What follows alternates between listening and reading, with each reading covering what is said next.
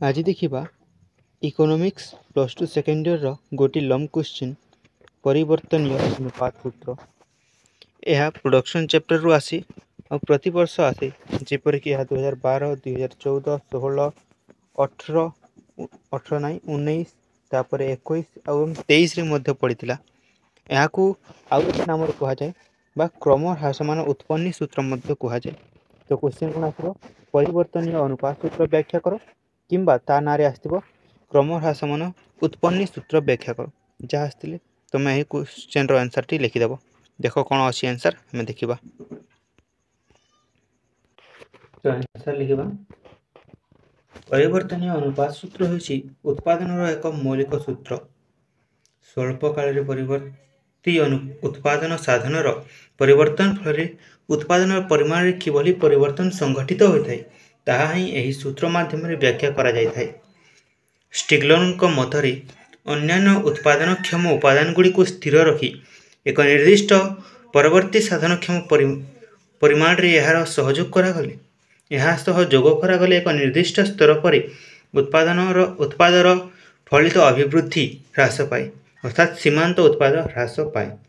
ଏତେ ଲେଖିବ। ତାପରେ ନେକ୍ସଟ ପାରାଗ୍ରାଫରେ ଲେଖିବ ପରିବର୍ତ୍ତୀ ଅନୁପାତ ସୂତ୍ର ଅନୁସାରେ उत्पादनर कौशल अपरिवर्तित रही और स्थिर साधन गुड़िकर परिमाण स्थिर रखी केवल परवर्ती साधन परिमाण रे वृद्धि हेले समयक्रमे एक निर्दिष्ट बिंदु पर परवर्ती साधनर सीमांत उत्पाद ह्रास पाए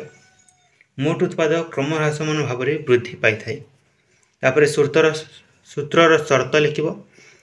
केते 4टी शर्त लिखाई एठारे तुम लिखिपार किंबा एक्स्ट्रा मध्य लिखिपार। एठारे अछि सूत्रटी स्वल्प काल रे प्रयोग हेबो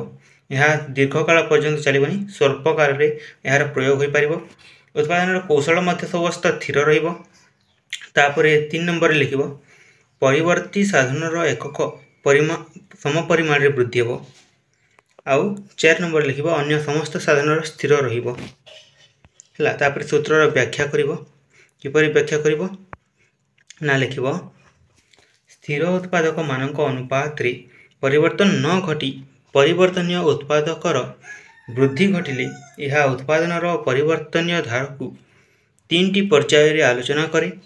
प्रथमावस्था रे उत्पादन वर्धित हार रे वृद्धि घटे द्वितीय अवस्था रे उत्पादन ह्रासमान हार रे वृद्धि घटे और तृतीय स्तर रे समुदाय उत्पादन ह्रास घटे। तेणु प्रथम स्तर को वर्धित स्तर द्वितीय स्तर को ह्रासमान स्तर एवं तृतीय स्तर को ऋणात्मक स्तर बोली कहा जाए। तापर तुम्हें यही टेबल टी काटिबो देखो एठारे जहाँ मु कहली प्रथम स्तर द्वितीय स्तर लिखि परिबो किंबा वर्धित स्तर तापर तुम्हें लिखि पारो ह्रासमान स्तर लिखि परिबो किंबा ऋणात्मक स्तर मध्ये एठारे लिखि परिबो।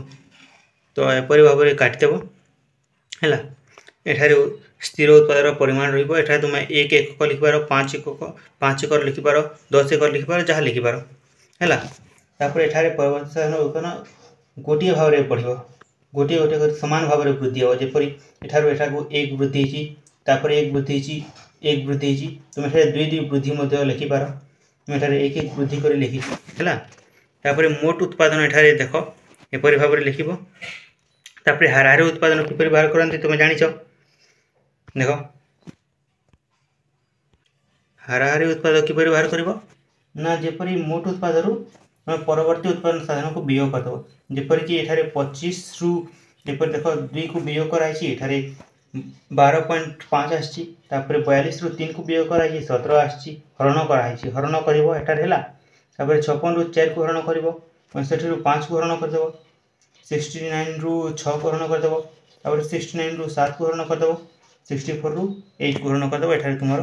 आंसर आसी जिवो। एटा होछि हाराहारी उत्पादन एठारे तुमको हरण करिवार अछि हैला। जेते बेले तुम हाराहारी उत्पादन बाहर करिवो मोट उत्पादन परवर्ती उत्पादन को हरण कर देबो आ सीमांत उत्पादन बाहर करबा को हेले एठारे देखिबो केते वृद्धि पाइछि जेपर कि 25 रु 10 एठारे फर्स्ट 15 हैला तापर 25 रु 42 केते वृद्धि हिछि 17 वृद्धि हिछि तापर 42 रु 56 केते वृद्धि हिछि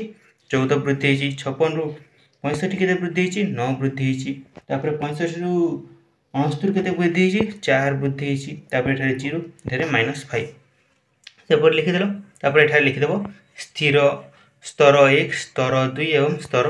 3 एपर लिखिदेव तापर ताको डिस्क्राइब करिवो किपर डिस्क्राइब करिवो देख उक्त सारणी रे स्थिर उत्पादक यथा भूमि 5 एकर एठारे 5 एकर नीचे देख हैला तापर ओ परवर्ती उत्पादन अर्थात एठारे हम परवर्ती उत्पादन अर्थात श्रम को बुझिबा र एकक गुड़िक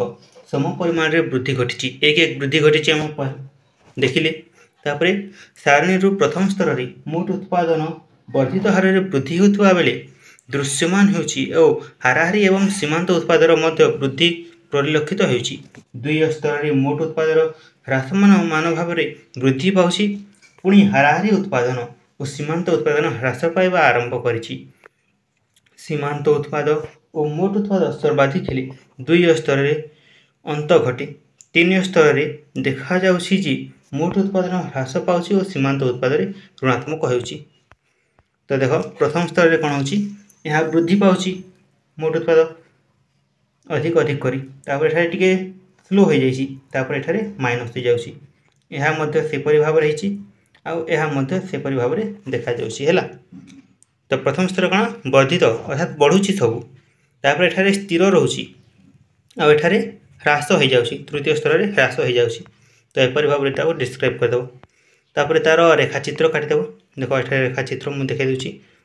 एपरि भाव रे रेखा चित्र काटिबो हैला y अक्ष रे तमे मोट उत्पादन तापर हाराहारी उत्पादन और मार्जिनल प्रोडक्ट अर्थात मार्जिनल प्रोडक्शन अर्थात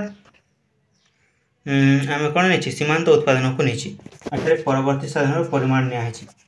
हैला तापर तुम ग्राफ काटबो एपरि भाव तापर ताको डिस्क्राइब करबो देखो कौन डिस्क्राइब करबो रेखा चित्र रे मोट उत्पाद हाराहारी उत्पाद और सीमांत उत्पाद अर्थात टीपी एपी एमपी द्वारा चिन्हित करा जायछि एठारे दर्शा जायछि जे प्राथमिक अवस्था रे श्रम नियोजन रे वृद्धि घटिबा जोगु मोट उत्पादन वर्तमान हार रे जी बिंदु पर्यंत वृद्धि पाइछि सीमांत उत्पाद 0 हेले मोट उत्पाद जी बिंदु रे सर्वाधिक अति ताहा मध्ये दर्शा जायछि एम बिंदु रे सीमांत उत्पाद 0 हेबा सह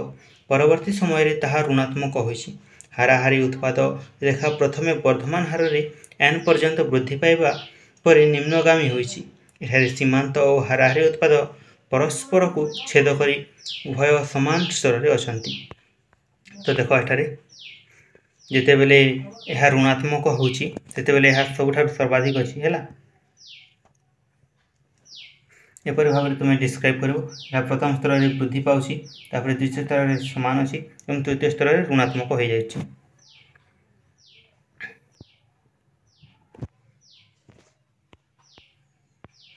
तापर तुम वर्धिष्णु उत्पादन रो कारण लिखि परिबो एपरि भाव मु शॉर्ट रे लिखि दिछि स्थिर साधन पूर्ण उपयोग 2 नंबर पॉइंट लिखिबो श्रम विभाजन 3 नंबर पॉइंट लिखिबो साधन मानकर उत्तम संयोजन तृतीय नंबर लिखिबो कोन ह्रासमान उत्पन्न रो कारण कोन लिखिबो साधन सामग्रिक स्थिरता साधन गुड़िकर अपूर्ण स्थानापन्न और तृतीय लिखिबो साधन मानकर अनुपयुक्त संयोजन तो यह होची तुमरो कौन ना तुमर यही परिवर्तनीय अनुपात सूत्र लॉन्ग क्वेश्चन रो आंसर तो आशा करूँ भल लगे चैनल को सब्सक्राइब करो वीडियो को लाइक करो थैंक यू।